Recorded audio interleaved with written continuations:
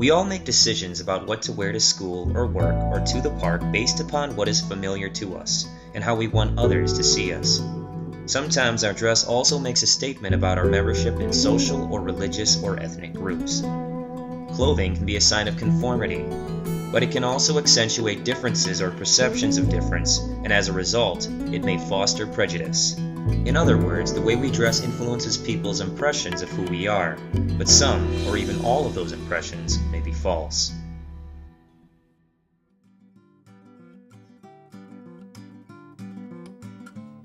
I think people make assumptions every time they see different clothing. Sometimes the assumptions are mild, sometimes they're intense, sometimes they're good assumptions, sometimes they have negative implications.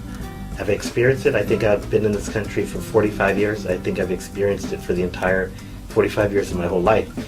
I mean, life goes on, and I mean, people who are heavy, people who are thin, people who are blonde, there's a lot of assumptions about a lot of people.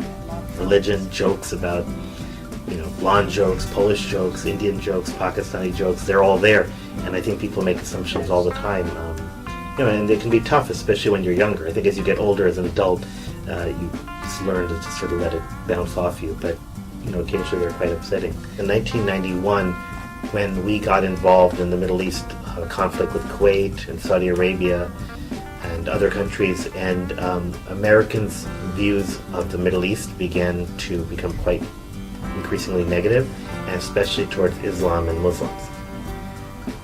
And how that affects Sikhs is that obviously we're a completely separate religion. We're not a denomination of Hinduism, we're not a sect of Hinduism or Islam. I think if I were to walk the streets of the US, 40% of people would think I'm Muslim, and 40%, and probably from Middle East. Often I get the Saudi Arabia thing. So we're not obviously from the Middle East. It's based in Punjab. That's where the religion was found, in India. 9/11 was the clincher. I never realized how different I was until then. I just sort of felt like I was jazz. I mean, everyone knows me. I was in office every year in my high school. I was popular. I played college tennis, high school tennis. But I just began to, at age late 30s or early 40s, I realized I'm very different. I mean, obviously I was different physically. I've always worn a turn. But I am different. People are seeing me as different, and it's real.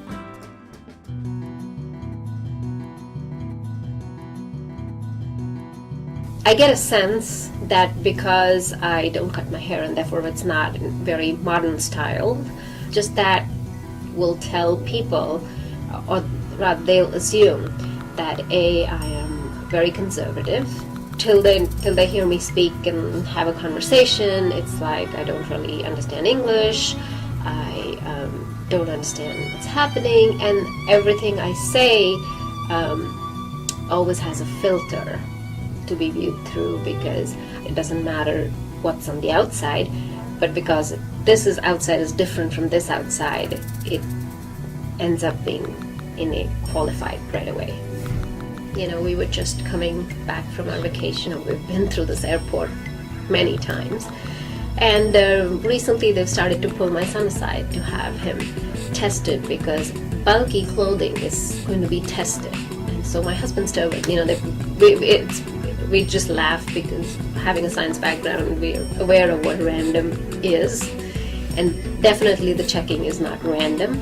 But now they're pulling my son, who's about, not even 10 yet, and he has a patka on his head, and I look at the faces of those people who are checking and wonder why they think that, who are they fooling? And it's primarily themselves, that they're doing a job, because it makes no sense. And so that's the really, really negative aspect of appearance, and how it gets used without any meaning to actually be oppressive.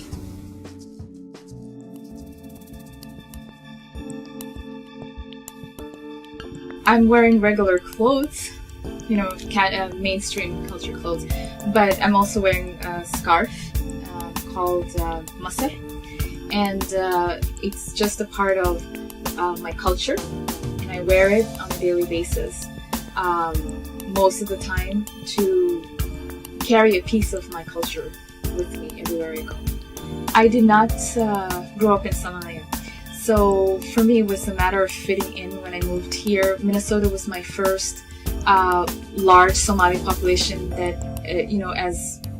as an adult, I would say, because the last time I left Somalia, I was a toddler. So it was a matter of trying to discover myself, and for people to take you seriously, clothing matters in my community. Definitely after 9/11, I saw a change in the way that people viewed me because of the way that I was dressed. But I would say in both places, here in Minnesota and in Florida, I do have people who respond to me as if, number one, they assume that I'm an immigrant. I say that's negative because that they don't even get a chance to know who I am or know my background. They just make an assumption. What I've seen since I became Muslim, I've seen a change in people. They see Islam now as a foreign religion, and when I first became Muslim, that wasn't the perception, especially being African American.